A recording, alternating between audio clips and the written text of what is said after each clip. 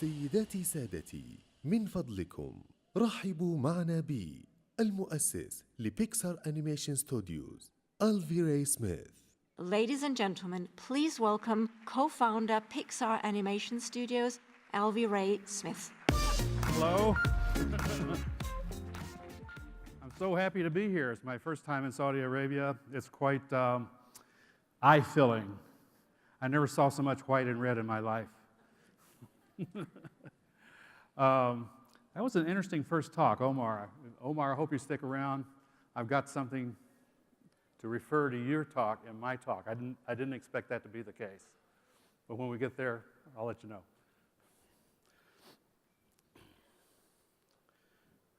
All right. The story of the modern world is really the story of the computer. So I'm going to start with the very first computer. This is it. Believe it or not, its name was Baby. Baby was built in 1948 at the University of Manchester in England. And when I went to visit Baby, this was on its screen. And the word Pixar was scrolling slowly across the screen. What this means, much to my surprise, is that the first computer had pixels and it could animate. Pictures and computers have been together ever since the very beginning. I'm writing a book, so I'm collecting some of this early lore. Where are the first pixels and so forth?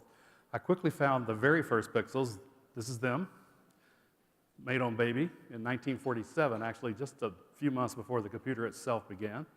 Then I found the first game, also from the University of Manchester, the first computer game. The second computer game was from Cambridge University. And that brings us, these are the really early days, what I call Epic 1 of the history of the computer. Epic 1 was the period when computers got larger and larger as they got faster and more powerful. But something happened in 1965. Epic 2 began. It's the Moore's Law epic. And this is probably the most important slide I have in my entire talk, because it's the picture of the dynamo that drives the modern world. It's driven my entire career. It's driven your career, and for all of you entrepreneurs out there, it's going to take you on into the future and hopefully much success.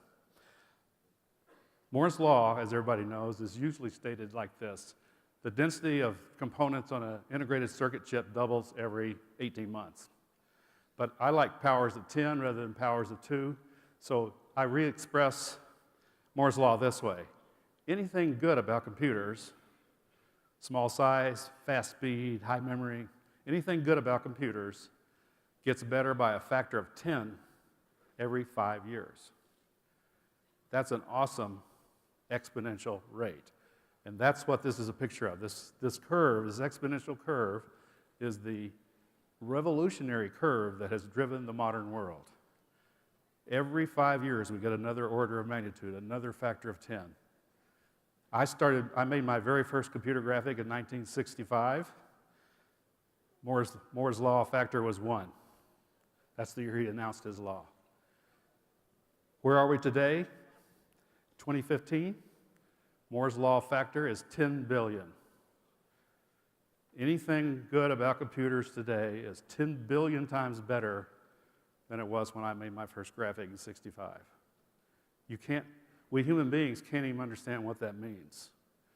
We basically are limited by a factor of 10. In fact, I call it an order of magnitude because it's some kind of limit on our conceptual abilities to imagine the future. The only way we can typically think about the next order of magnitude is just to get there and then figure out how to get to the next order of magnitude and get there. We've been through 11 orders of magnitude since Moore's Law began in 65. And guess what? It's still going. You hear prophecies of the death of Moore's Law all the time. It's just not so. The engineers are going through the same curve. They get to the place where they think they can't go any further, and then they see a solution for the next order of magnitude. I just saw a recent announcement of how they're going to proceed to increase the density on the chip. So by 2025, 9 years from now, Moore's Law will have reached this factor of 1 trillion. If you can imagine what you can do between here and there with 2 orders of magnitude increase in computer power, you could probably become wealthy. It's really hard to do, is the secret. Okay. So I'm going to take a trip along that curve using the group I know best, the group now known as Pixar, as exemplars. In every one of these slides, down in the corner, the left corner, I have the Moore's factor, the Moore's law factor, that's in effect at the time. And in the other corner, I have the approximate date range. So here I've stepped forward 1 5-year increment, 1 order of magnitude. I'm now located at Xerox Palo Alto Research Center. And what you're looking at here are the very first color pixels. It's hard to remember there wasn't color until then. It wasn't that long ago either. Xerox PARC was this fascinating place. You probably know a lot about it. The personal computer was being invented there, laser printer, and most importantly, the Ethernet was invented while I was there, tying all these computers together that Moore's law was making smaller and smaller and smaller. So let's jump another order of magnitude ahead. We're now 100x.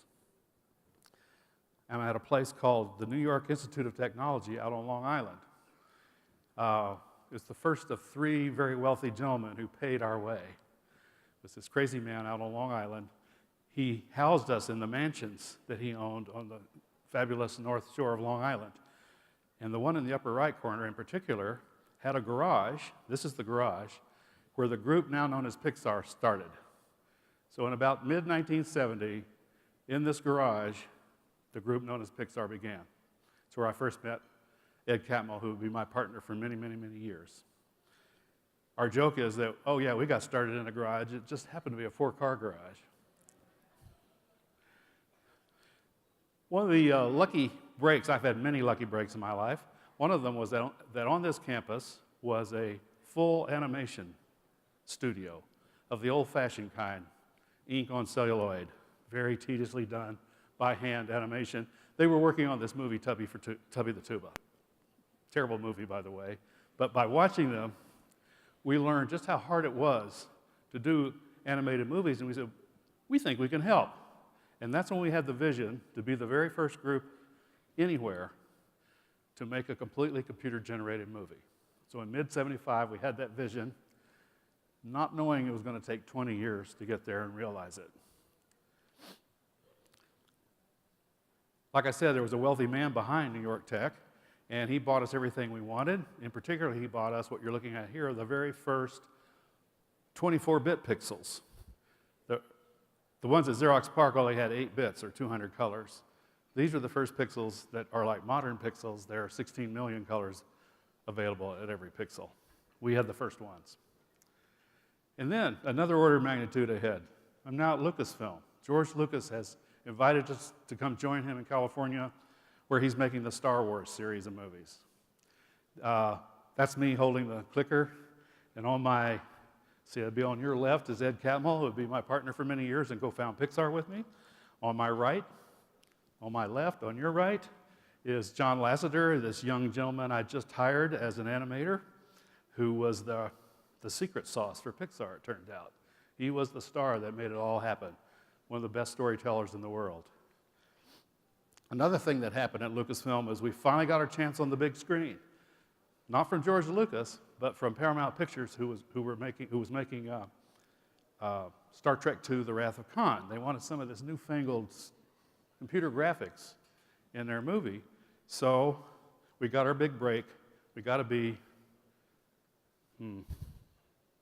Introduce the Genesis device into a pre-selected area of a lifeless space body, a moon or other dead form.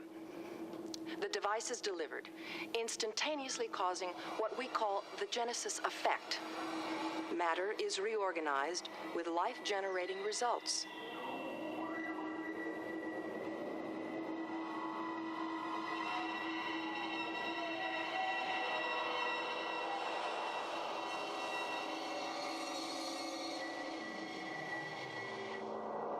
Instead of a dead moon, a living, breathing planet capable of sustaining whatever life forms we see fit to deposit on it. Fascinating. The reformed moon simulated here represents the merest fraction of the Genesis potential, should the Federation wish to fund these experiments to their logical conclusion. When we consider the cosmic problems of population and food supply, the usefulness of this process becomes clear. Okay. I'm showing you these old pieces. Thank you. I'm proud of it because it's my first time being a director on the big screen, but it looks awfully crude from this angle. But that was our first time out on the big screen. We started figuring out what we had to do in order to get to that movie that we wanted to do sooner or later when Moore's Law got fast enough. The next thing I did was direct John Lasseter. Remember, I just hired him in his first piece of animation, and this is it. You could start that video, please.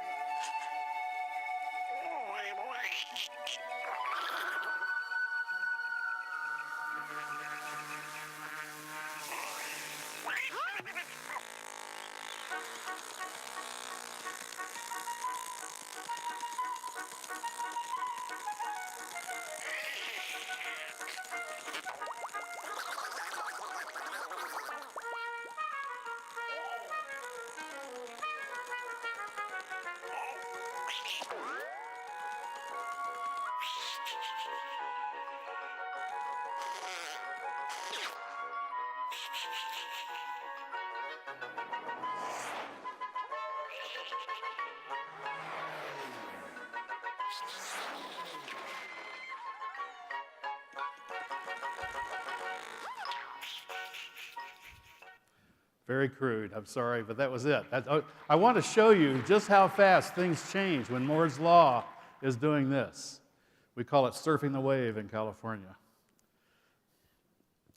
The next important thing that happened while we were at Lucasfilm was Disney finally came to us and asked us to digitize their old-fashioned cell animation technology. And I negotiated this contract with Disney for over a course of about 16 months. It was a very tough negotiation, and we finally got the deal. And here is a picture of me receiving the first $1 million check from for this. And it was also the beginning of a business relationship with Walt Disney, which of course panned out in the long run. Okay, that's Roy Disney, right there on the right. He's Walt Disney's nephew. Very nice gentleman. Picture of Mickey Mouse up there on the wall behind me. And this is where Omar, the man who signed that check was Frank Wells. Frank Wells is the co-president or some such title at Disney, and he had tried to climb every mountain on every continent, past the age of 50, and not made it to the top of Everest, but he still had done something I didn't think was possible. That's the connection.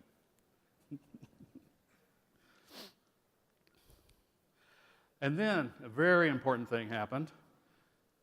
A Japanese company called Shogakukan, a very large printing company, approached us. We're still at Lucasfilm, and said, let's make the first computer movie.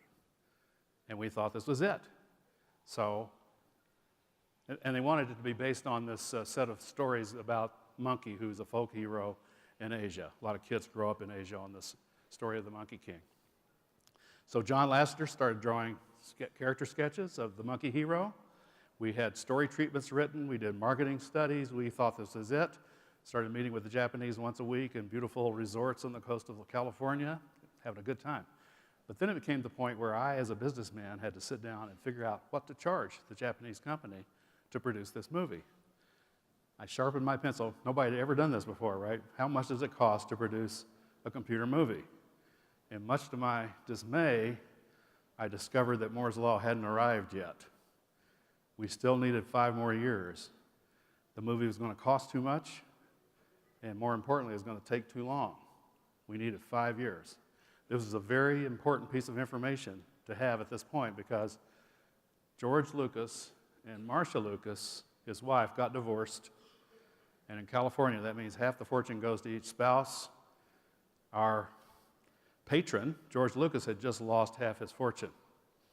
So I went to Ed Catmull, my longtime partner, says, Ed, you know, George Lucas never really understood that we wanted to do animation. He thinks we can't do it. Only Disney can do it.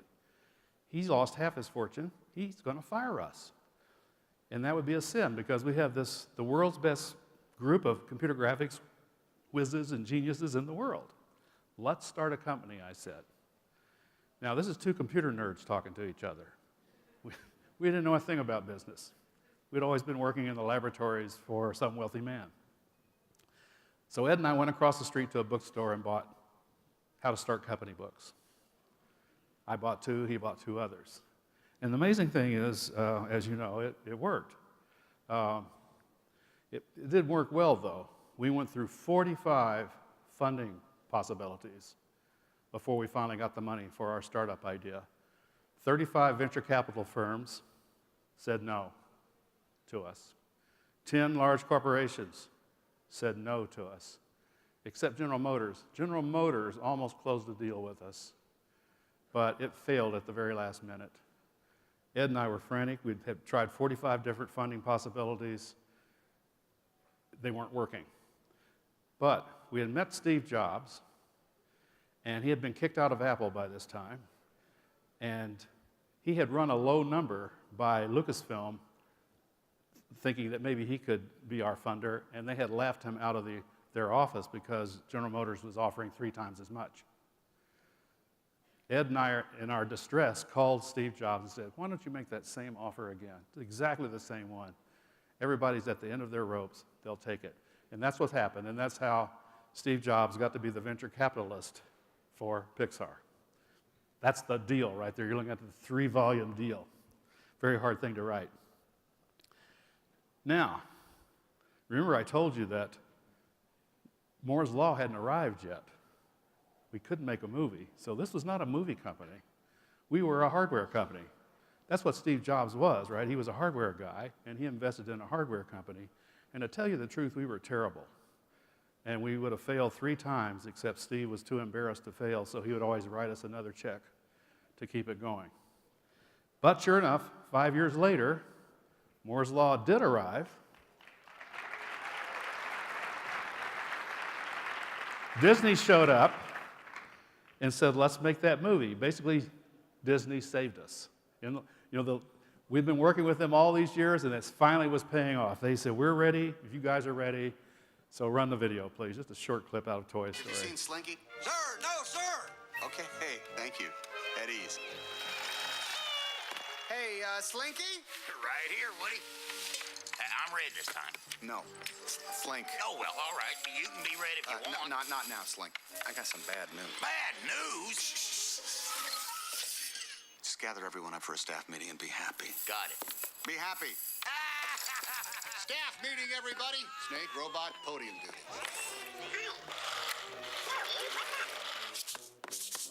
Hey, Etch. Draw. Oh! Got me again. Etch, you've been working on that draw. Fastest knobs in the world. Okay. So, the first movie, we finally made it 20 years later. John Lasseter's getting pretty good by this time, you may have noticed. And the story, I think most of you know the story of Pixar from there on. Here's a shot out of Ratatouille, one of my favorite pieces. And I just want to close by showing you, even though I'm retired now, I am still keeping my hands in the entrepreneurial fun by advising a young company in Silicon Valley called Baobab, who's making animated movies, computer animated movies for a VR platform. And they have this piece out now called Invasion. But my main point is, remember, Moore's Law is still doing this. There's that gap between where we are today at 10 billion X and 2025 when it reaches 1 trillion X. There's a lot of business and exciting things to happen between here and there. And who knows, one of you might be one of the people to drive that on up to the top. Thank you very much. Thank you.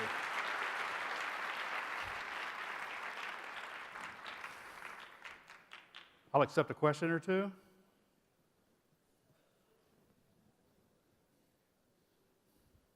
Is this the way it works? Okay. Hello, my name is Yusa from Indonesia. I have a quick question for you. What is it like to work with Steve Jobs? And do you think the world needs another Steve Jobs? No, I don't. I think I made it very clear that Steve gave us the money when nobody else would. But that's all I like about him. He was a tyrant, a bully, and a liar. But he gave us the money. That's so important. I can't overemphasize that. Our management technique was to keep him out of the building. Somebody over here? Yes, number one. Number one? Needs the mic?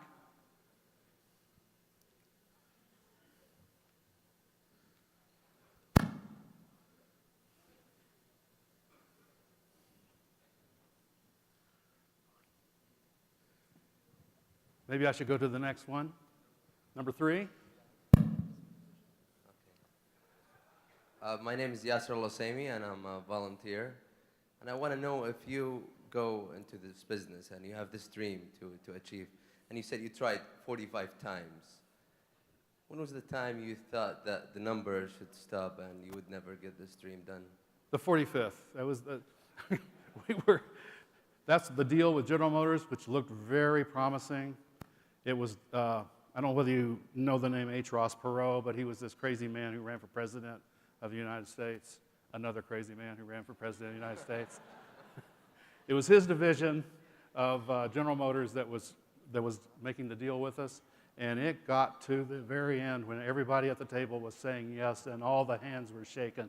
It was a done deal, to within the lawyers writing out the forms and the signatures being made. But overnight, that very day, we found out that H. Ross Perot had insulted the board of directors of General Motors, and there was a fissure between H. Ross Perot and General Motors that split them apart forever, and our deal was right in there. Coming back from that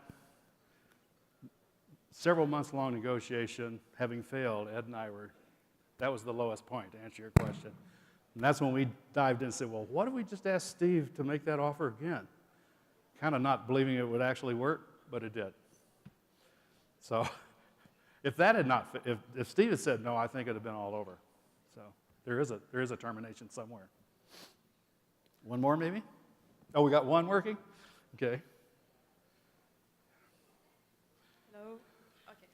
Hello, my name is Noura Al-Sayari. I want to ask you, who inspired you and from where you started to figure out Pixar? Well, so, see, Pixar is just the end of a long story that I've tried to tell you. I was in love with animation since I was a little boy, watching Walt Disney himself on television, telling us how he did it, how to make movies. And then I was also an artist, and I was good at computers, so I suddenly had this idea of putting those two things together at Xerox PARC, and from there it just kind of snowballed. All of a sudden I realized, gee, I could put two of my loves together, computers and animation, and I happened to be surrounded by a lot of people with the same dream, particularly Ed Catmull, my co-founder, and we just did it. But we didn't set out to be Pixar. We were just going to make that movie. That's all we were headed for.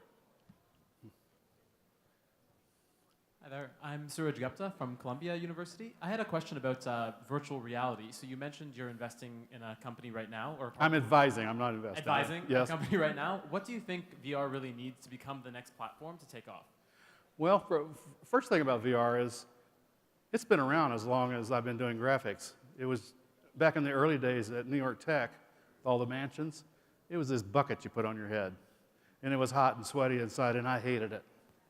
And people would come to me at computer graphics conferences and say, Alvy, look at this. And I went, no, if I have to go inside that, I'm not going to do it. But now, Moore's Law has made it all happen in this little space on a phone. And I think it's going to get sleeker and smaller and faster. The frame rates are going way up.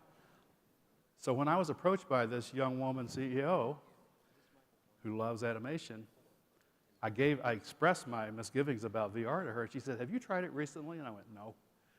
And I tried it, and I went, oh, I think we're there. We're at the place where startup firms should throw their hat in the ring because Moore's Law is still going, and it's, I think, going to happen, but I don't know. And her approach, the company's Baobab. Baobab's approach is narrative-style animation, which is what I love, as opposed to, point of view, shoot-'em-up games. I'm not a game guy. One more, maybe? Oh, okay. Hello, my name is Hayat Sindhi. I'm a member of the Shura Council.